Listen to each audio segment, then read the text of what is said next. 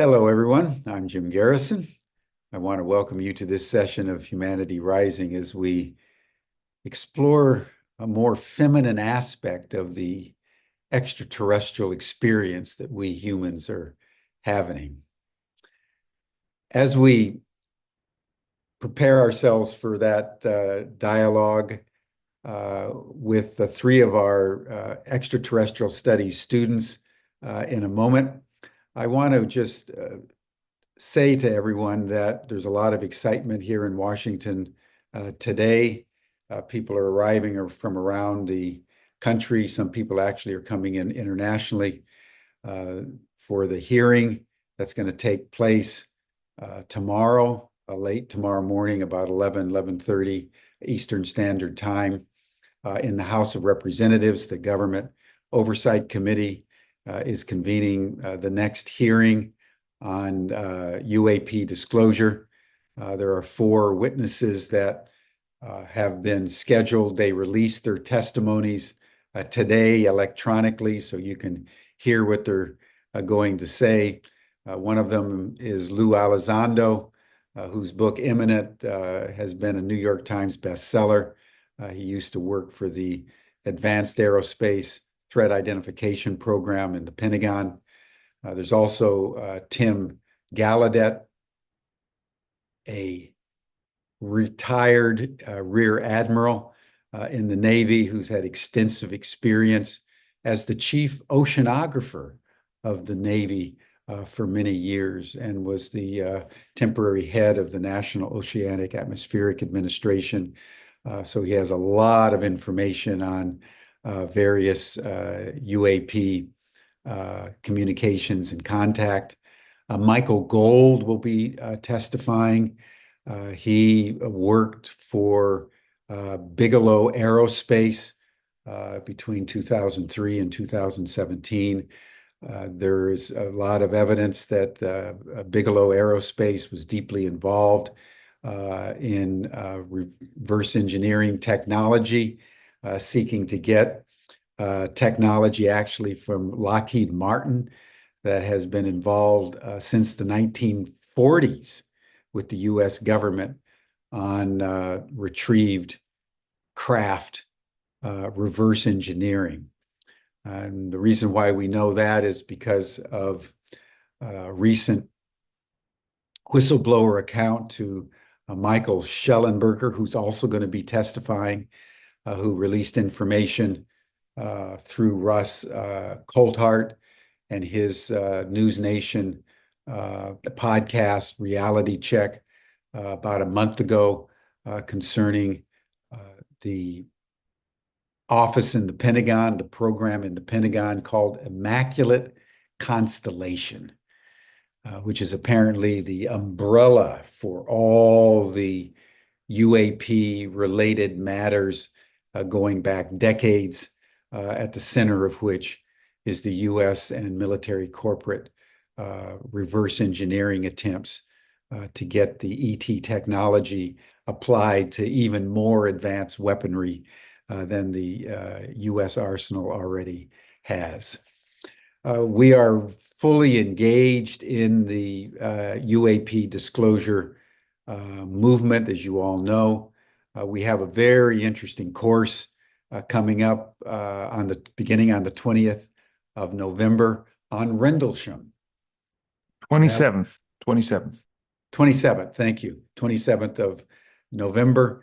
And Rendlesham happened in December of 1981, where a alien craft actually landed near a nuclear weapons facility in England. And there are people who are still alive today who were there, touched the craft, photographed it, and then, of course, it flew away. So that's going to be a very interesting course, everyone, on what took place at Rendlesham. It's one of the most striking incidences since Roswell in July of 1947. We also want to make sure that people are watching out for our first course in January. and that is going to be on remote viewing. We at Ubiquity University will be offering a 1-year, 8-course program on extraterrestrial awareness and communication. In our view, the government disclosing what it knows is important, but ultimately secondary. The reality is that we already know the truth. We know that we're not alone. We know that extraterrestrial beings have been on planet Earth for some time. There's been contact, there's been communication. The central challenge of the human race moving forward, as certainly we gather more information from the government and from the contracting corporations, is really to begin intelligible communication and open-hearted contact with these extraterrestrial beings. That's the most important objective. And that's why, for the first time in any academic institution, anywhere in history, Ubiquity University is going to be teaching all of us how to engage in mental telepathy and remote viewing so that we can engage individually with our extraterrestrial neighbors in an intelligible way, in an open-hearted way. It's a very exciting moment. And we at Ubiquity University and the New Paradigm Institute and Humanity Rising are in the thick of it. So it's in that spirit that I want to welcome the 3 Ubiquity University students that are a part of the ET Studies program, who are developing a podcast called She Sees Stars, which is a feminine approach to this extraordinary cosmic phenomenon that all of humanity is getting ready to embark upon. So Pamela Livingston, Michelle Dupree, Laura Castellanos, welcome to Humanity Rising. And I turn the program over to you. You'll make a presentation, and as usual, I'll circle back toward the end, and then we'll dialogue for the balance of the time. And all 3 of them will be joining us for the after chat, everyone, so there'll be plenty of time to interact. Welcome. Thank you, Jim. Jim. Yeah, thank you. Well, we'd like to introduce Humanity Rising's audience to She Sees Stars. We are, as Jim had mentioned, all PhD students in Ubiquity Universities in partnership with the New Paradigm Institute's program for extraterrestrial studies. And we are part of the first cohort. We are the guinea pigs for this programming. So far, we have focused on law, on history, on protocols. We have also looked deeply, quite deeply, into investigating these crash sites and retrievals through the Roswell history. And we're going to be participating in the Rendlesham adventure. So we're all very excited about this. I'd like to introduce my co-host, Michelle Dupre, whose background includes being a medium and a extraordinary contact with a number of beings. So I'm going to leave that to her to discuss further. And then, of course, Laura Castellanos, who has fascinating background and psychic experiences as well. We are all experiencers, but in different ways. My background is possibly a little bit more classic to the this is not a term I like, but abduction. experience. So I am going to allow my co-hosts to introduce themselves. And because of the recent interest and controversy regarding Netflix Manhattan alien abduction show, we're going to focus on that discussion because we feel that it relates very much to how women are portrayed in this conversation and in the greater world as well, but particularly in regards to the extraterrestrial or non-human intelligences communications and in the public sphere. All right. Well, Michelle, would you like to begin? Sure. Yeah, I think that's a wonderful lead in because, yeah, there's so many things happening right now, right, in the world, and there's so many topics we could touch on um, as timely topics. But I thought that the Netflix show it's a wonderful little lead in to why we as women want to do these things, what we've noticed about the culture of women, how it's infiltrated UFOs. And so really that's exactly why I'm here is I'm really interested in these topics like that. Like Pamela was saying, I'm a clairvoyant medium. I've been on before. Some of you were probably there. And I really like having the dialogue about it, but I've recognized the one reason I want to do this is I feel it is exceptionally important as a woman to have a voice. And so I'm always like, where do I have that voice? And this is a perfect platform for it. So I'm looking forward to today's discussion. It'll be fun. It'll be interesting. It'll be light in certain ways, but it'll certainly make you think. We'll let Laura go now. Absolutely, Michelle. Thank you. So excuse me, I'm Laura, and we are looking at this episode on Netflix, and we were talking about it because here we have this very important case in UFOlogy, and she is being discredited on this Netflix show by the ex-wife of Bud Hopkins. And I don't know, ladies, if you guys want to just jump in and Let's do. so yeah, so we're just gonna,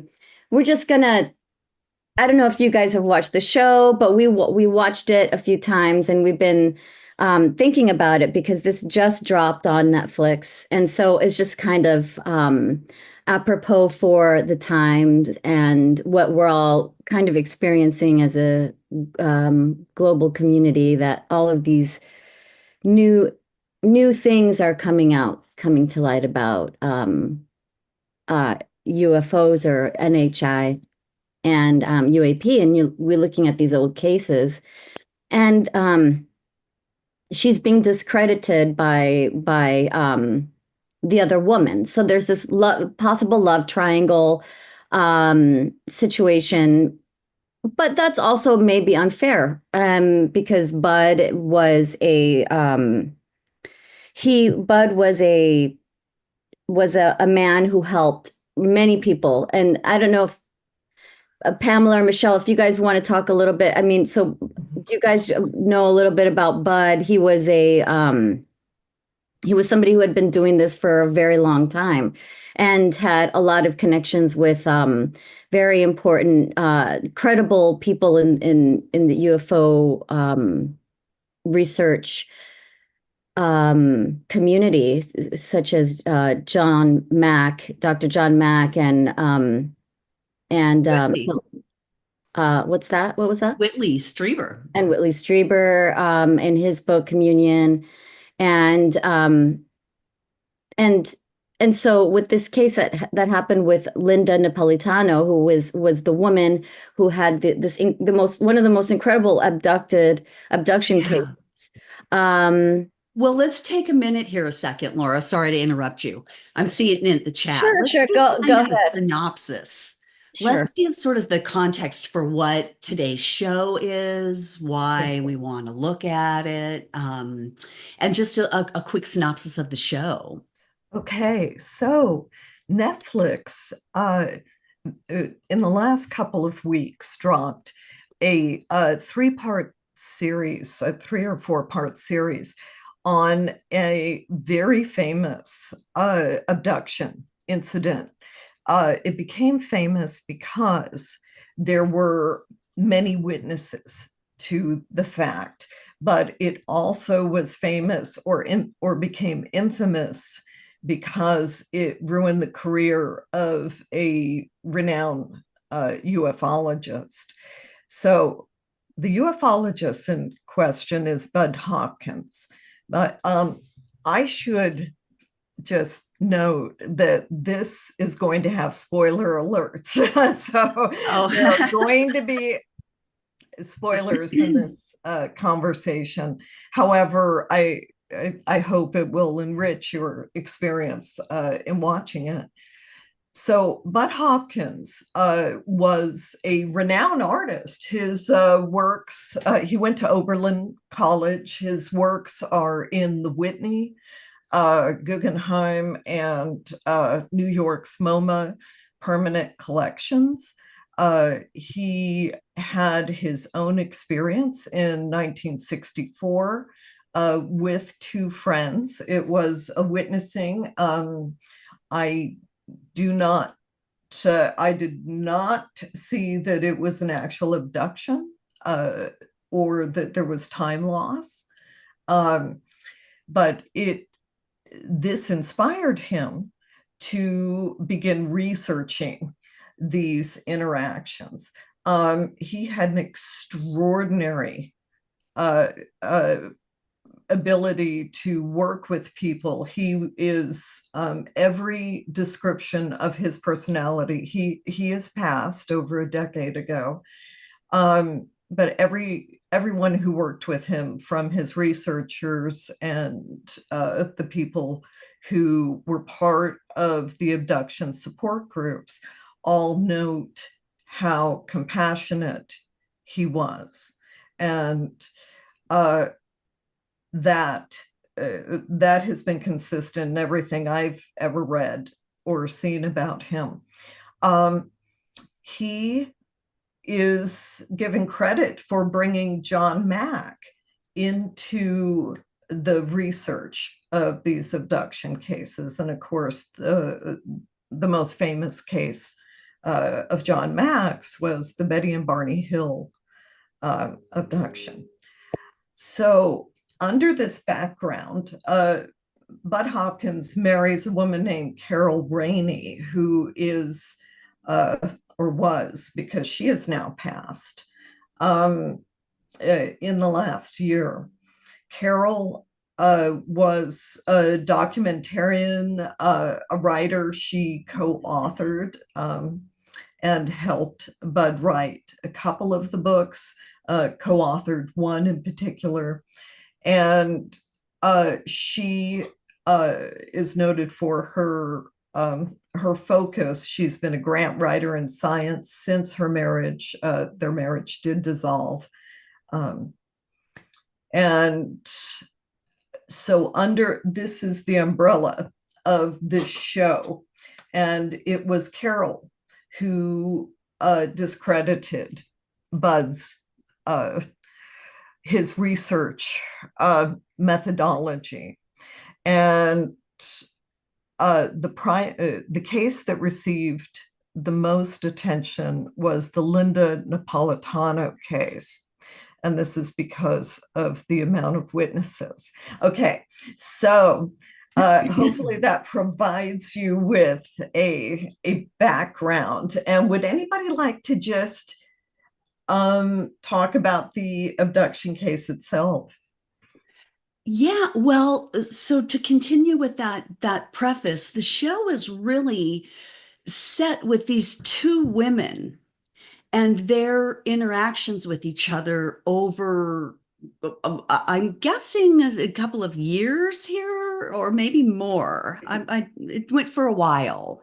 I believe it was about 3 years. Okay. I've been trying to put together the timeline, and so far I've got from uh, mid 1989 89. 92, and but that's Okay. not definitive. Right. Part of what we're doing on this podcast and as students, right, we're figuring out, how do you research? What does research look like? This is a really kind of a cool case for that, in the sense that, well, how much can you research from a show without going to see people? But also, how did they research, and what can we see from some of the people who were pioneering in this field? How can we improve on it? What do we need to know? Those types of things. But it was very interesting how the two women are very pitted against each other. And we're going to talk about some of that. You got to remember, this is back in the 90s, beginning of the 90s, right? Where are we in feminism at that time? What's really happening there? We also get a lot of the background of these two women. Well, I don't know if we get a lot of Carol's, the wife's background, or not. We get a cloudy one. And what I found interesting about that was what Bud Hopkins' assistant, Peter Robbins, had to say.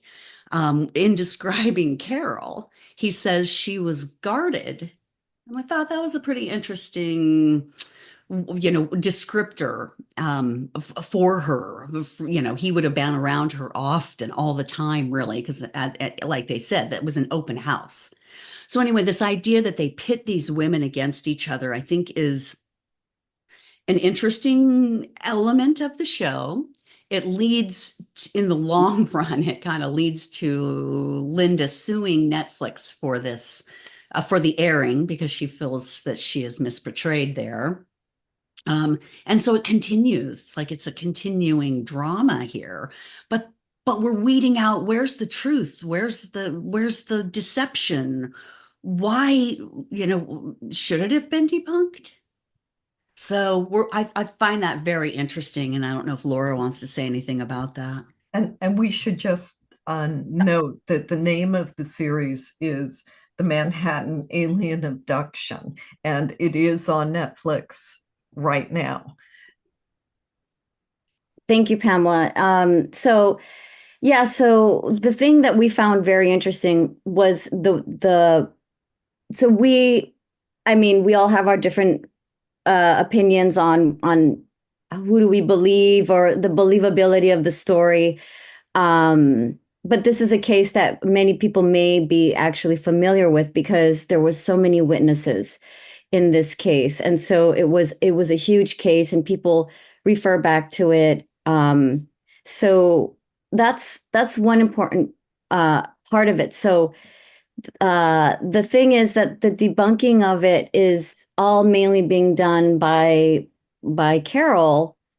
And in the very beginning of the very first thing we see in this show are these two women basically going back and forth, insulting each other like little schoolgirls on the playground, throwing rocks at each other. Can someone type in the name that Pamela just mentioned?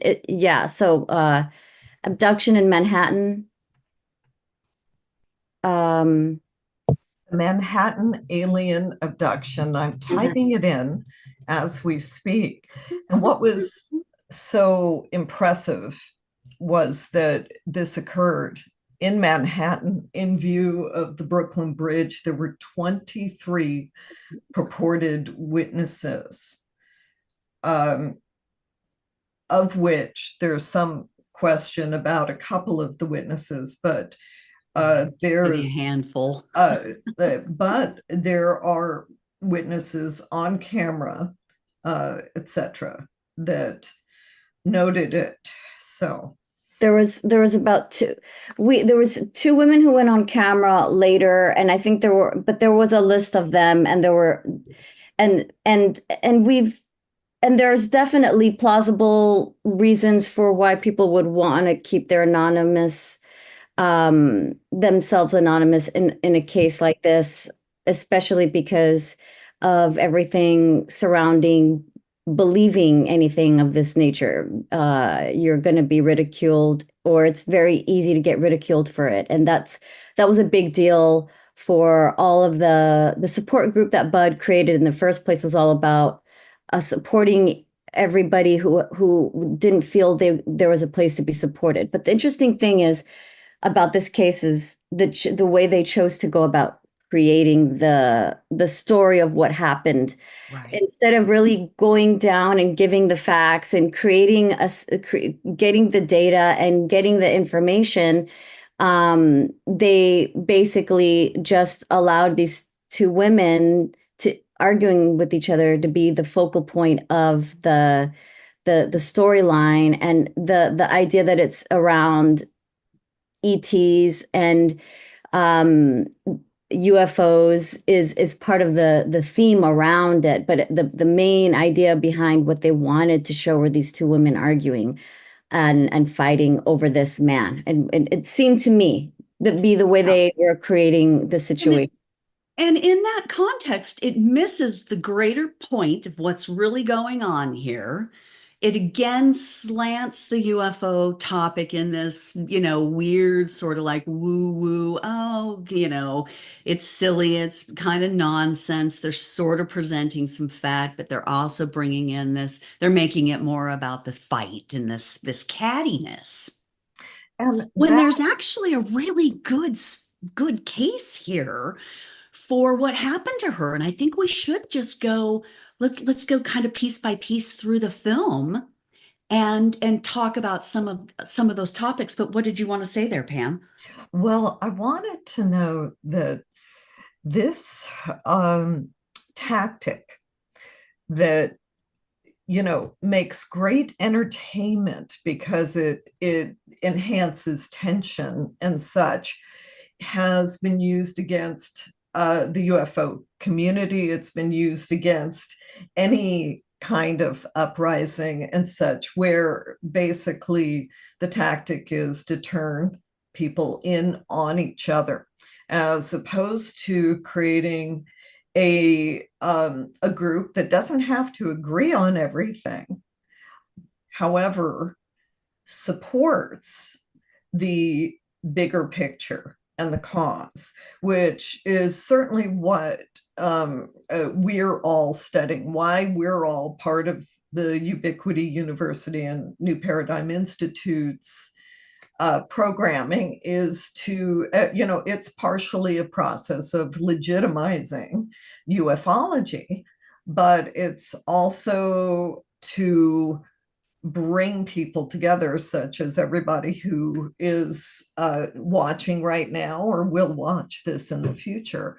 So what I think is super important to note when watching this series is that it is divisive, and it's intentionally divisive. I've seen this, being old enough to have watched this with different movements, from a civil rights movement to women's movement to every movement that my decades on this planet have provided. However, to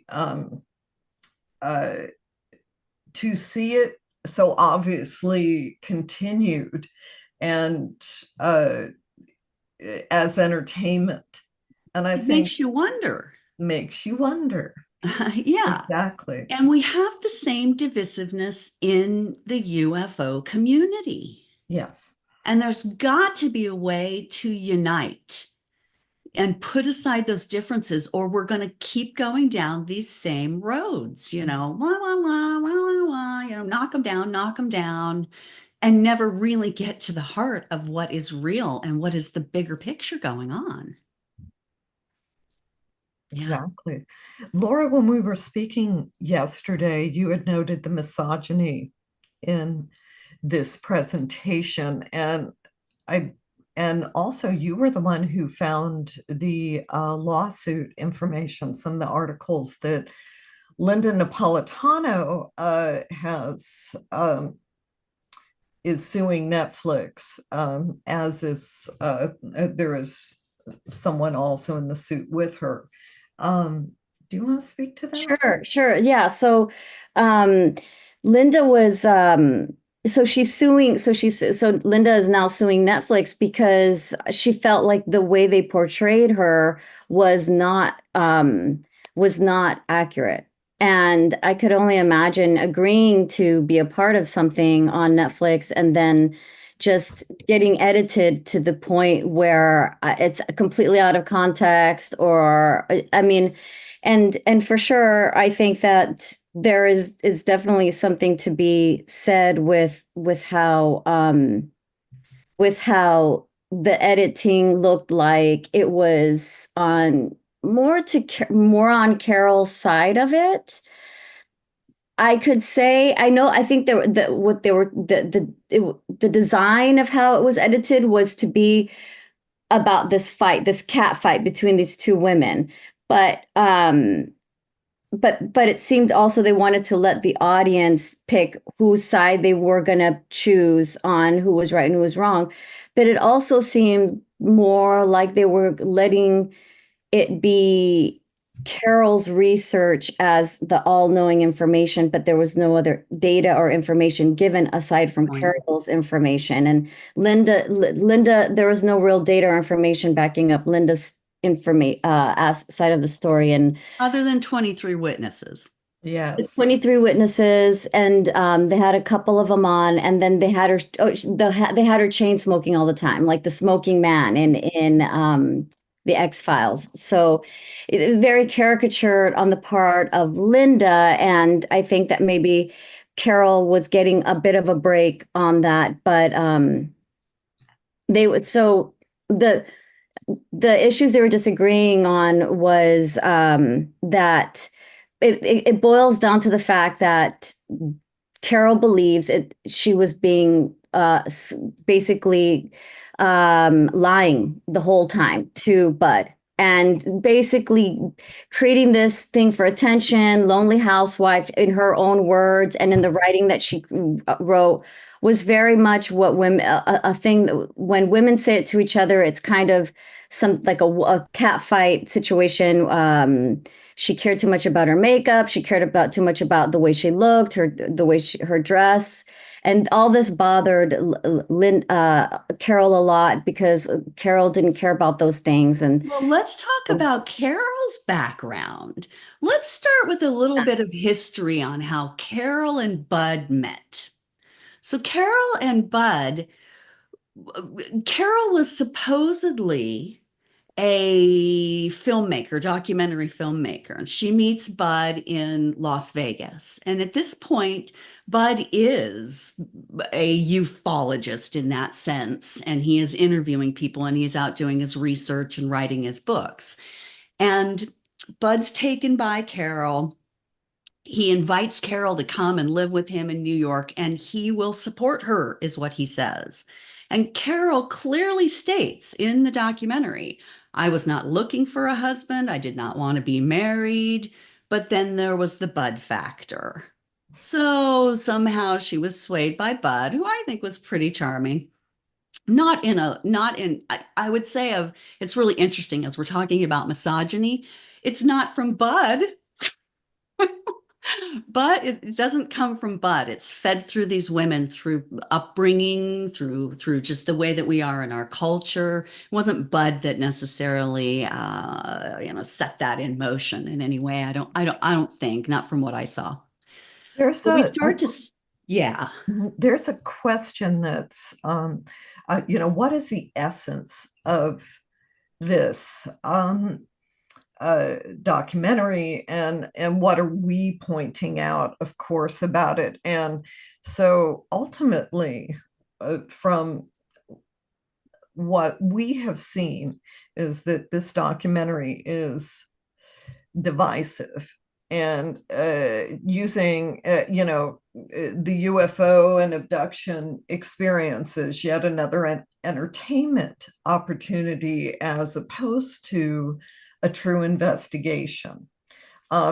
There are, just for what it's worth, the um, uh, actually AJ and Hecklefish of the Y-File, shout out, that he does a great half hour on details on this. He goes through that, what the letters were, and some of the things that are discrediting to Linda, but not necessarily discrediting to what she experienced as an abductee.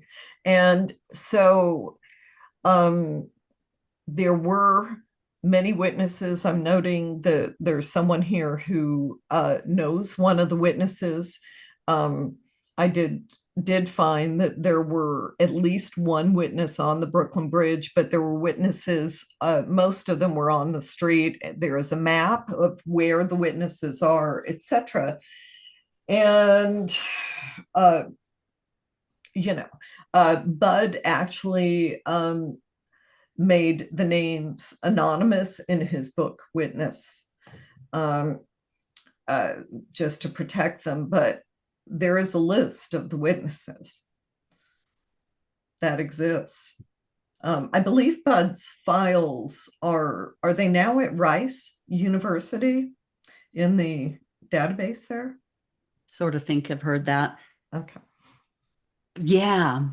Well, it looks like somebody in the comments, Maureen. Hi, Maureen. So she really wants to talk more about how we can connect. So, I mean, yeah, sure. I mean, we could definitely talk, get to more real life, or not our not what's on Netflix, but well, I mean, I can talk from my experience, going and connecting in contact. A huge part of that for me was meditation and the learning of getting more into the practice of connecting to meditation, and also it helped me to have a practice where I had an intention to connect in increments to higher frequency or higher energy beings that were there for the good. And yeah, let's save that for the after chat. If you guys Got want to it. know about some of that, we'll talk about it in the after chat, but I think we stick to the Netflix. Yeah. Well, I Yeah. think we need to wrap up this portion pretty quickly. But And thank you for the question. We'll talk about that later. And yeah, sorry about that. So thanks, Pamela. So just to note, the point of bringing up this Netflix series, and it's easy for us to focus on because it does involve a rather classic divisive methodology, and it outlines it within the series itself. Right. It also involves the questioning of someone who was a pioneer in ufology, and not again, not to say that every one of his methods were necessarily appropriate for the purpose or the point, but I wasn't there. I have read and seen a lot on this, but it's important to not take the sound bite and to look a little deeper into the greater issue. Well, let's talk about that, because the motives here is the discrediting of Bud. Where does that happen? How does that happen? Why does that happen? Mm-hmm. So Carol comes along, she's making a documentary. She's talking about the fact that, she was into her documentary stuff. She moves in with Bud, and suddenly it is UFOs all the time. And she is watching his methodology. At some point in there, she allows him to regress her. Part of his methodology is regressing people so they go back into their memories. She's watching how these people are going into their memories. It's very open. There's no secrecy. It's all transparent with Bud. Everything's open. So his methodology is open. And she's watching it and she's seeing these people go through their traumas and how emotionally attached he is to these people as they're going through their traumas. She's starting to think he's too emotionally involved, is not seeing the bigger picture. Are these people really lying? She's a skeptic.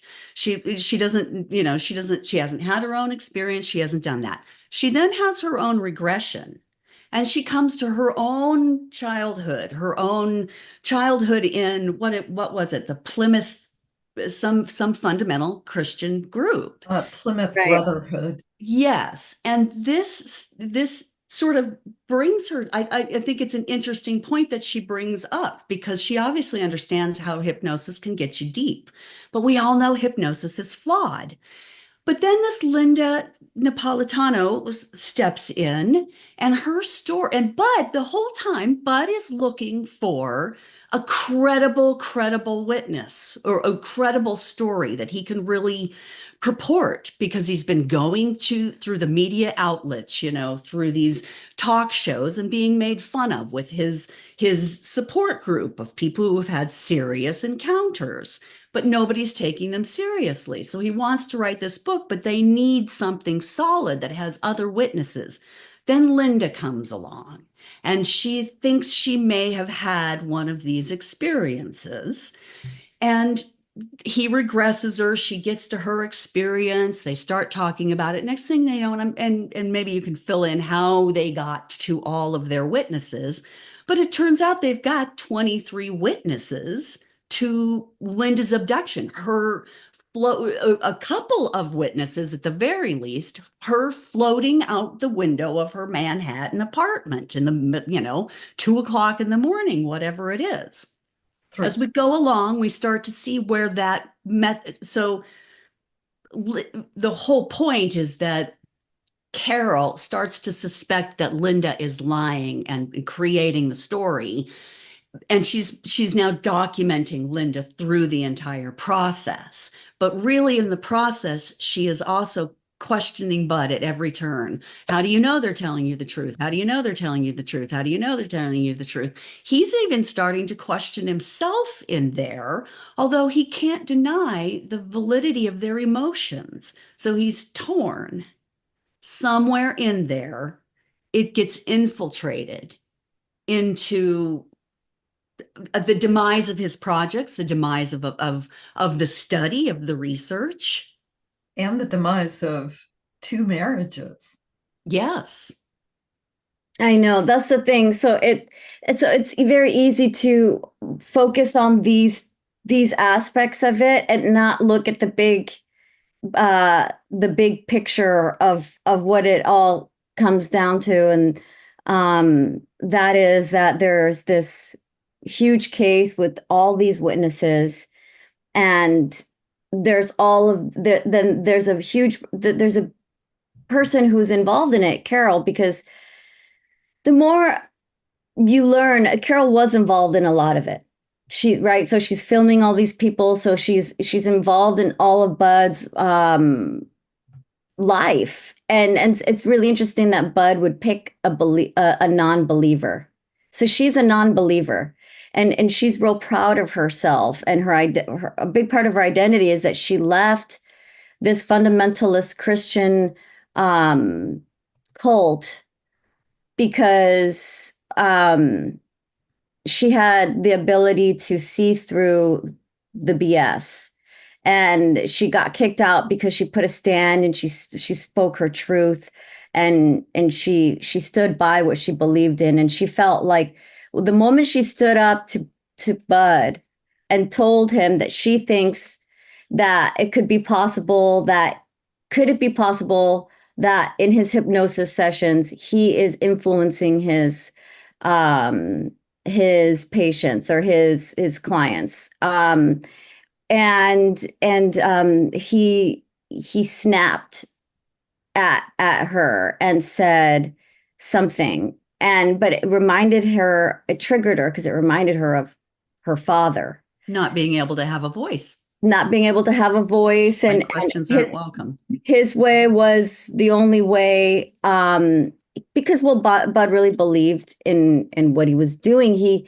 But see, the thing that's interesting is that she sees her life like, and now I married my father again, and now she's at war with her father. She's not even seeing Bud anymore. She's just seeing her dad. That's what I think. And so she's so they're kind of utilizing that Yeah. to fuel this scenario and to take away from, did this happen or didn't it happen? Right, because I Right. think you have to look at Bud is a rescuer. Right, he is. I think we need to take this offline now. Okay. And I want to thank everybody for, being here as part of the discussion and invite you to continue with the discussion. This speaks to many of the issues in the UFO community, far beyond what we've been able to tap into here. So thank you very much for including us. And I believe Jim returns and we vanish from this. No, you don't vanish yet. No. Okay. All right. So thank you. Yeah, this is very interesting that you were very clearly taken up with this abduction account on Netflix. It was quite controversial. People thought it was going to be much better than it turned out to be. Because it's in the context of others, like Spielberg did a 4 episode program, I think last year. There's others. They just released one with George Knapp last week. And the new genre of programs are sort of starting from either zero doubt, which is what Carl Nell has said is the reality, or we're much more sympathetic. So I'm not sure what kind of went south with the Manhattan one. Yeah, I'm not sure if it really did go south. I'm a little still on the fence about that because I think that it was, it's unfortunate that they have to make it such a drama and these kinds of things. And like what you were saying, Laura, Linda as the smoking man and things like that. It's like they just have to dramatize it all. But it's a really good and I'm noticing these droppings of UFO information. It is systematic today. And so this is just, yeah. You can't keep up anymore. Right. You can't keep up anymore. But what I think is so interesting, really, about this case in the long run is I'm not so sure that Bud didn't get FBI'd or CIA'd through the process, this purposeful thing. And I think it's and I think this is part of why these documentaries are coming out like this, to make us reassess them, to look at it again and to see that, was there some infiltration? We all know that all the UFO groups, Oh, absolutely. they were infiltrated. Was All of Carol an infiltrator? I mean, we're not going to know that. I don't know how we would get to know that. yeah. For you in 50 years. Tell us about She Sees Stars.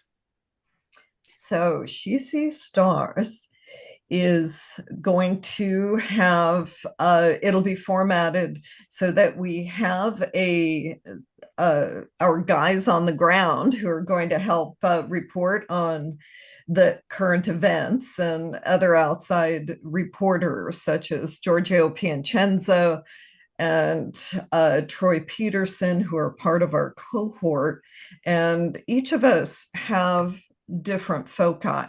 But She Sees Stars is going to look predominantly at the women who have been a part of the UFO experience for decades who do not get the airtime that Good for we you. have, standard folks on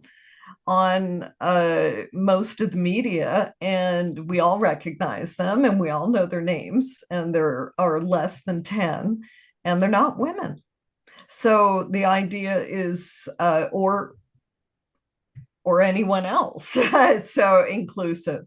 So the idea is to expand inclusivity into this topic.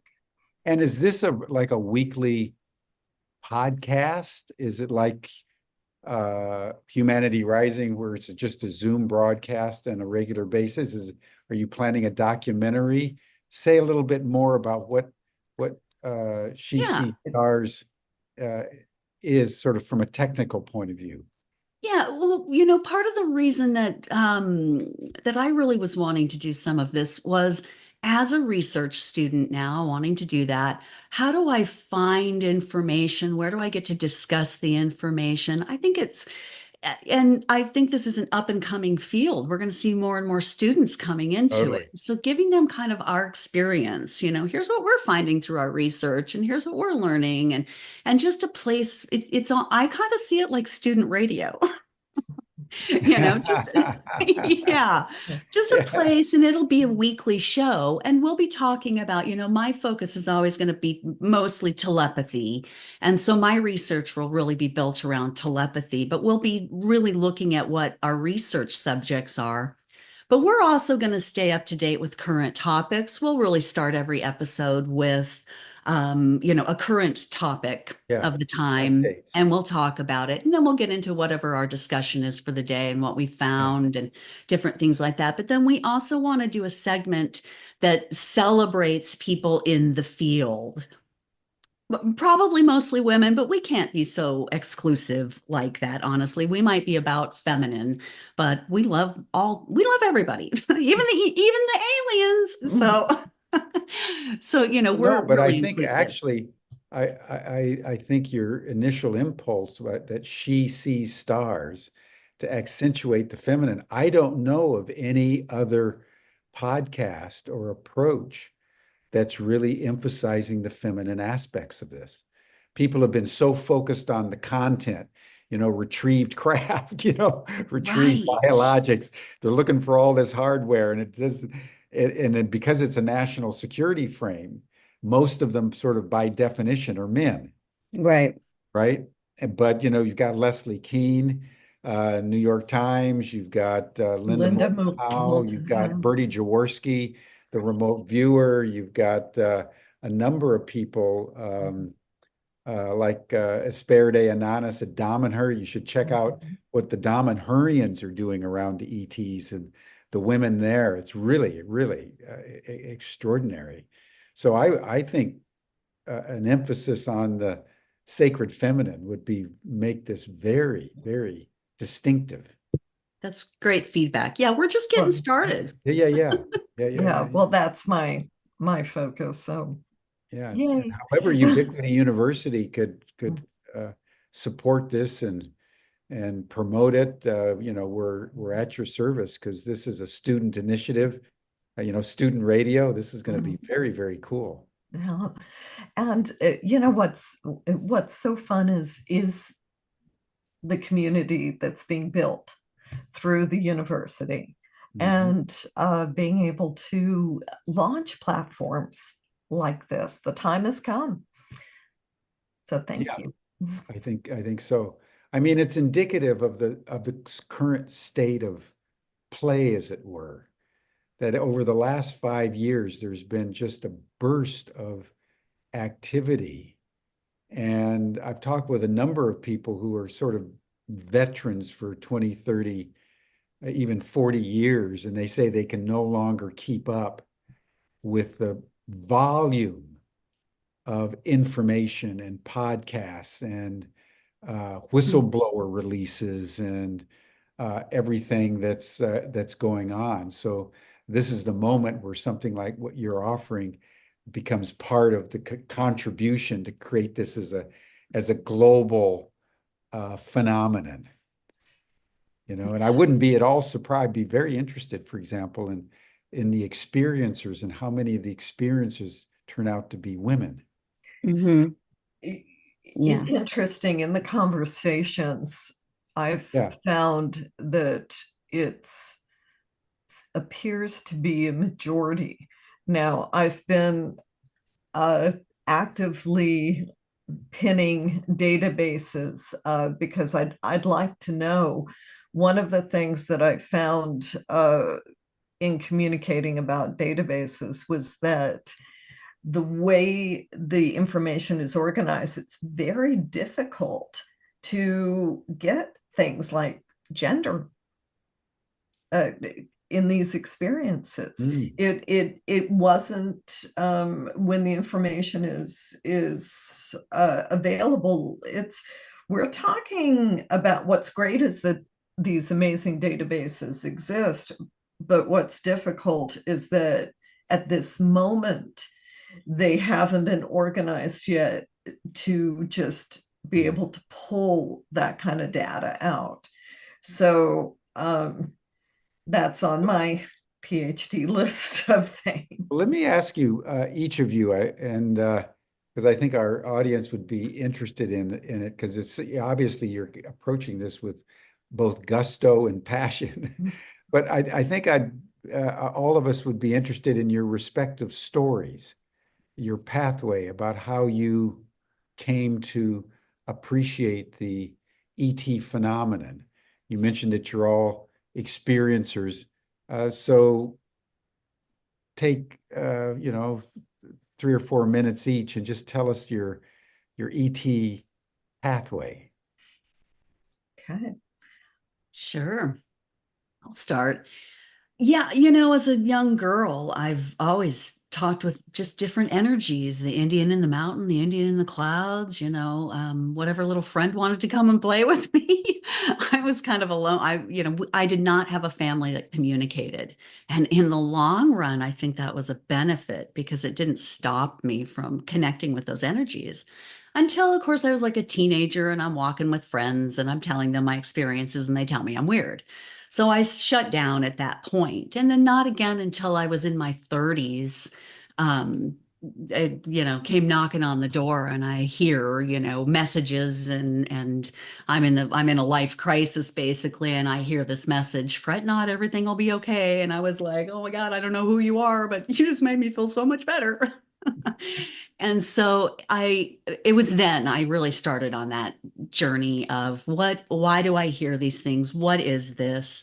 And now, 20 plus years down that road, I built a practice around my clairvoyant practice, which I see very much as a psychology, a therapy. I really approach it in that manner. Because I really think that it gets you to the healing that you need to, wherever your balance is. It's what gets us to that balance. But over the process of that, I have had many ETs come through. It's just one of those things. So I'm not a classic abductee in that sense. I just get them coming through. And lately, since I've started this program, I am noticing a group of maybe there's 9 of them. There could actually even be more. I think there's something of a coalition. Every now and then, one of them will step up and be a part of a session for me. And so far, the one I think I've been connecting with the most is the Andromedan. And he's very helpful. But they're starting to show up like this. But he told me I asked him, "Where are you from?" And I'm expecting him to take me into the galaxies. And he took me under the water out in the Pacific, like off of somewhere deep out in the Pacific off of Hawaii. And I saw either they live underground, under the ocean in caverns, or there's a ship down there. But that's what he was showing me. So all of this has, I think it's just the right time, right moment. Yep. Yeah. Well, just a comment, and then we'll keep going. But that's this phenomenon of the crypto terrestrials. They're ETs, but they've been living on the planet for a seriously long time. Yeah. Buried into the mountains or buried underneath the oceans or lakes or something like that. And they've been cohabitating with us for long periods of time. We just are completely unaware. Right. And so thank you for bringing that up. Great, great. It's making me remember, Michelle, our conversations at Teo. Ah, yeah. Pamela, what about you? Well, my experience was a little more classic in regards to I was 11, my brother was 8.5, and we were living very close to Moffett Field over a series of 5 days, I believe. We had separate bedrooms and a classic Eichler out in Mountain View, California, which is Silicon Valley Central. And we each would wake up in the middle of the night and then and would then go into each other's room and look out the window, where we saw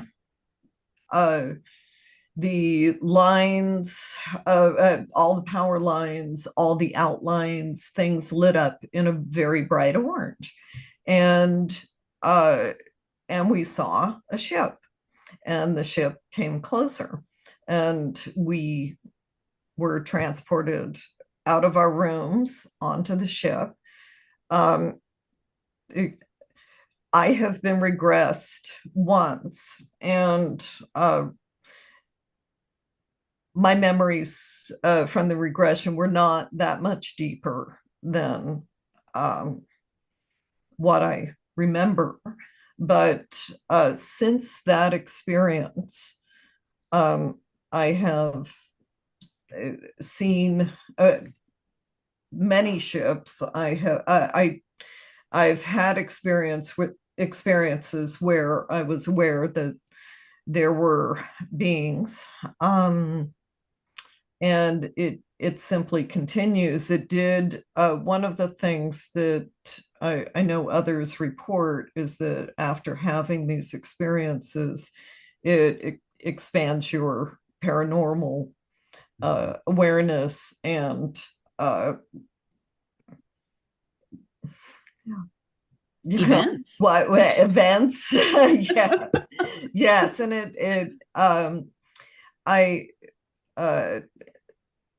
I did have a couple of paranormal events before that, but it certainly expanded considerably afterwards. That is so consistent with people that have these experiences, that their paraphenomenal faculties kind of radically expand, Yes. and also their compassion.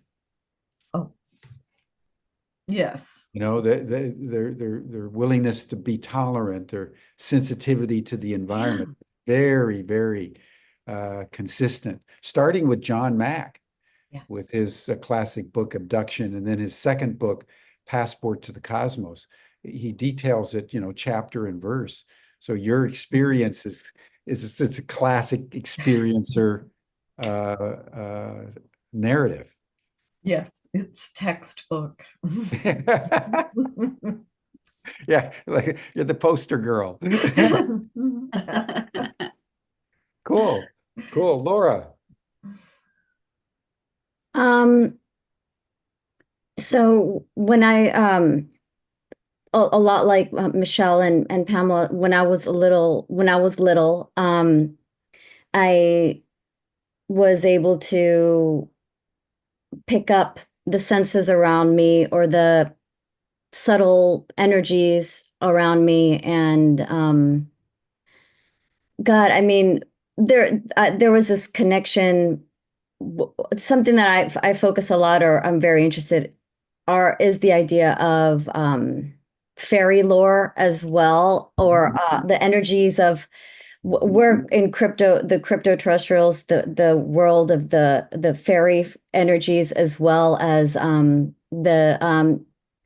extraterrestrial, or interdimensional terrestrials or wherever the many different beings and the different energies that we sense. I feel like when I was little, I sensed it all. I felt it very strongly. And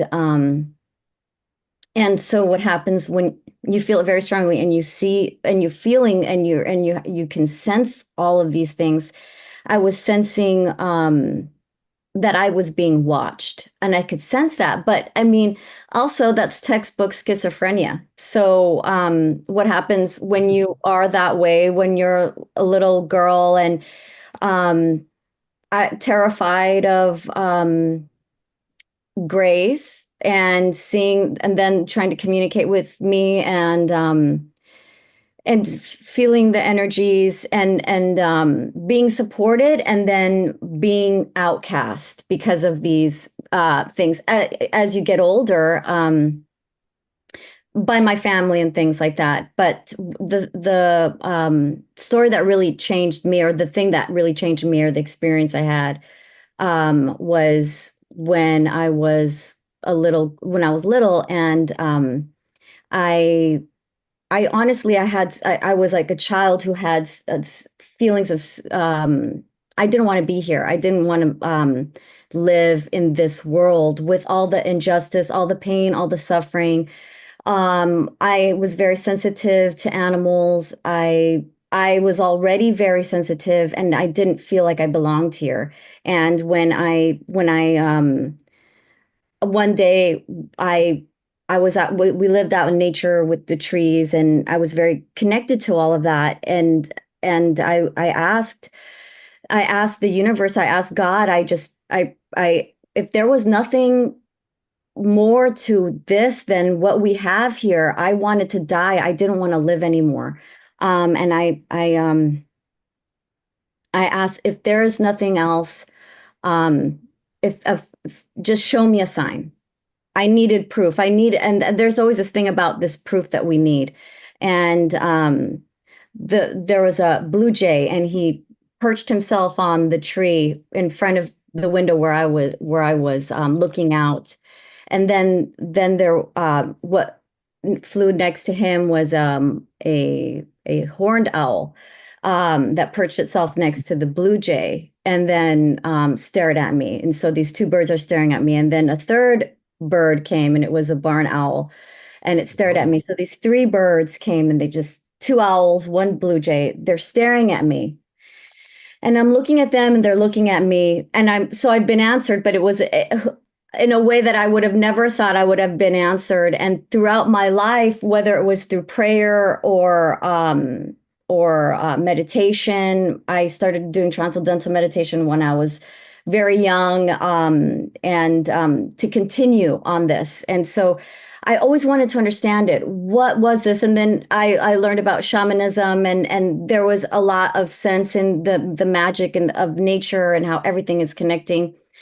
But and I did see a UFO land in the clearing close to my house, and I thought it was a comet. And so there are always these things around. There's always these mysteries, and so I was always digging for answers.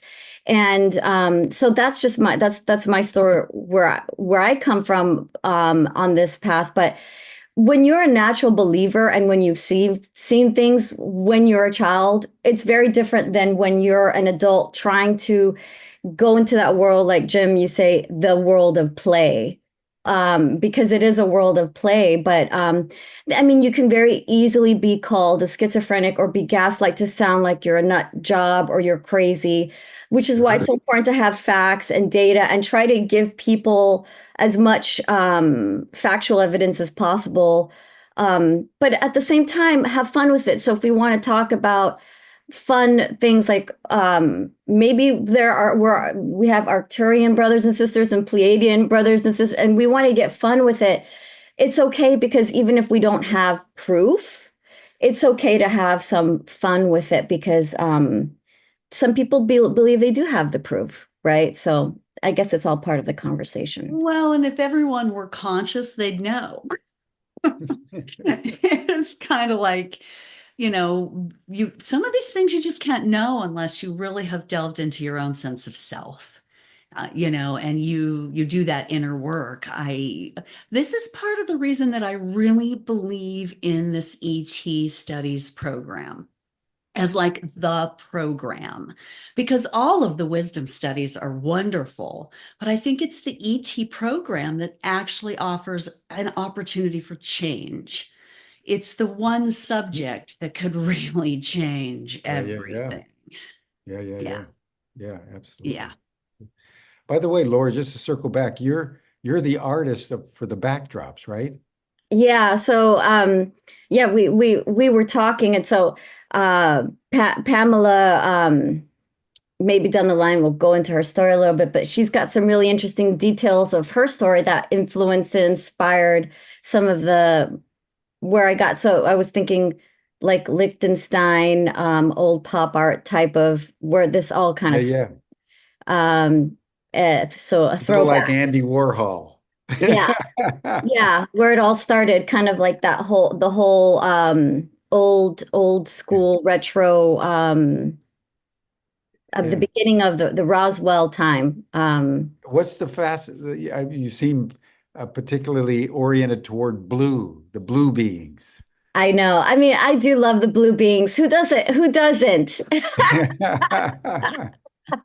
No, that's just a I don't know. I do I communicate with them too. So I definitely communicate with I feel like I connect with some blue beings. So Fantastic. yeah. Fantastic. Fantastic. Well, this has been fascinating, just absolutely fascinating. I I'm just thrilled that this is coming out of our ET studies program because I think you're right, Michelle, that this program is profoundly catalytic because the people coming out of the program are entering into a domain that has never been consciously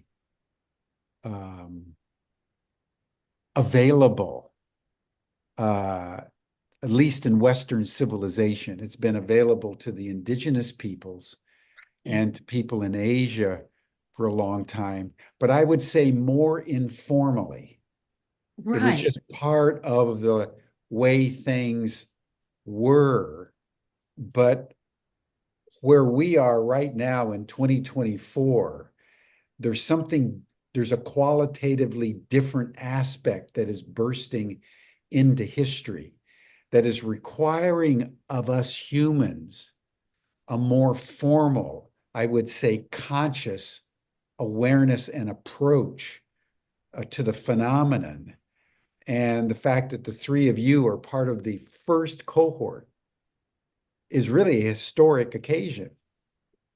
And I'm not surprised you're the first ones to do a feminine orientation to the ET.